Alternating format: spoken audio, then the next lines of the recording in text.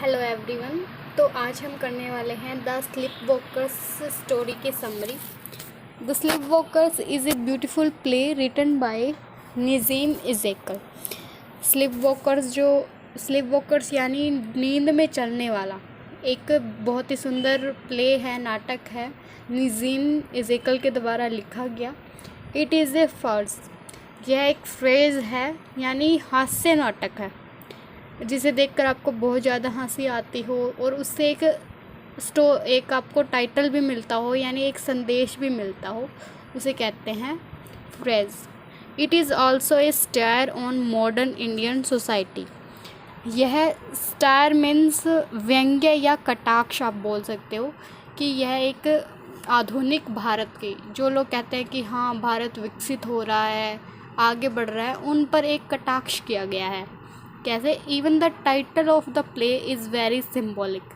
यहाँ तक कि इसका जो टाइटल है वो भी इस बात को दर्शाता है। क्या बात दर्शाता है? कि sleep walking is a disorder which make people get up and walk in sleep. Sleep walking, नींद में चलना जो है वो एक ऑर्डर है जिसमें व्यक्ति खड़ा होता है और नींद में चलने लगता है। Thus a sleepwalker knows nothing, he just goes on walking. उस नींद में चलने वाले व्यक्ति को कुछ भी नहीं पता होता कि वो कहाँ जा रहा है, कैसे जा रहा है, किस काम से जा रहा है, लेकिन वो सिर्फ चलता रहता है। Each of the Indians is sleepwalker in the play as they follow American blindly. अब यहाँ पर जो लेखक है उसने कटाक्ष करते हुए बताया है कि जैसे नींद में चलने वाले व्यक्ति को पता नहीं होता कि वो किस दिशा में जा रहा है, सही जा रहा है या गलत जा रहा है, उसी तरीके से इंडियंस जो है, भारतीय लोग हैं, वो भी नींद में ही चलते हैं। एक तरीके से वो भी नींद में चलने वाले लोगों की तरह ही हैं जो कि अमेरिका के रूल, उनकी जो संस्कृति है, उनको अंधाधुंध पालन करते जाते हैं, उन्हीं के पीछे चले जाते हैं। They are sleep walkers in their behaviour too. न केवल उनके कपड़ों को, उनके रहन सहन को, बल्कि उनका जो बिहेवियर है वैसा ही वो बिहेव करने लग जाते हैं।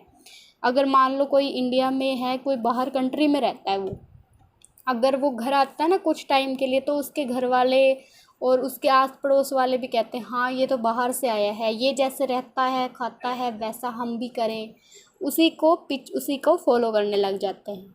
Mister Shah is a teacher who use 20 years old notes for his teaching. अब यहाँ पे एक पर्सन आते हैं, मिस्टर शाह, वो एक टीचर है और वो 20 साल से एक ही नोट्स को पढ़ाते जा रहे हैं। यानी उन्होंने 20 साल पहले नोट्स बनाए थे, उन्हीं नोट्स को वो पढ़ाते जा रहे हैं। वो आगे ना ही तो सोचते हैं, ना ही कुछ और लिखना चाहते हैं और ना ही और कुछ समझाना चाहते हैं, सिर्फ उन्हीं नोट्स को फॉलो कर रहे हैं। Miss Ganguly rights play on this theme supplied by government.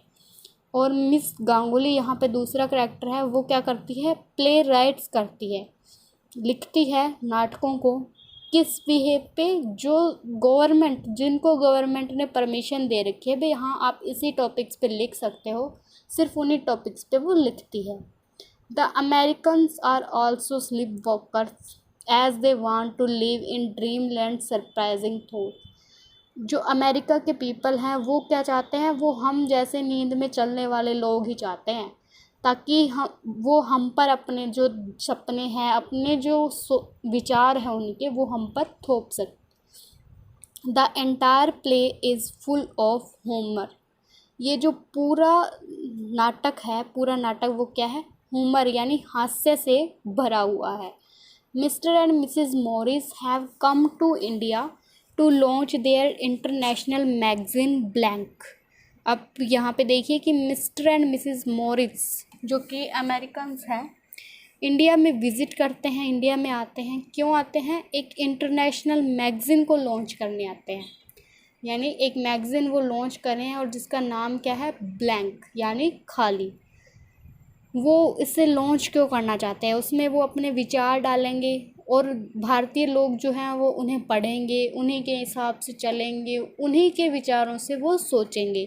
अपनी कोई भी वो तर्क शक्ति यूज़ नहीं करते, अपने कोई भी वो विचार यूज़ ना करें, इसलिए वो आए हैं। The aim of the magazine is to discourage thinking and ideas. इस मैगज़ीन का जो एम है यानी जो मकसद है वो यही है कि लोगों की सोच और उनके विचारों को डिस्करेज करना यानी दबा देना। Even the title of magazine state its aim. यहाँ तक कि उस मैगज़ीन का जो टाइटल है वो भी उनके उद्देश्य को दर्शाता है। क्या है उसका टाइटल? उस मैगज़ीन का क्या नाम है? Blank. Morris says that American prefer to be below thought not above it. Morris कहते हैं कि अमेरिकन चाहते हैं कि आप लोग उन्हीं के विचारों को सोचें, ना तो उनसे ऊपर सोचें ना उनके विरुद्ध में कुछ सोचें, आप सिर्फ उन्हीं के विचारों को दोहराए जाए। Professor Shah tells him that. तब उनकी बात सुनने के बाद प्रोफेसर शाह कहते हैं, we Indians have done this sort of thing for 100 of years. तब मिस्टर शाह कहते हैं कि ये जो आप अभी करने आए हो ये तो हम पिछले कई सालों से करते आ रहे हैं। The modern Indian society think white people are superior to them.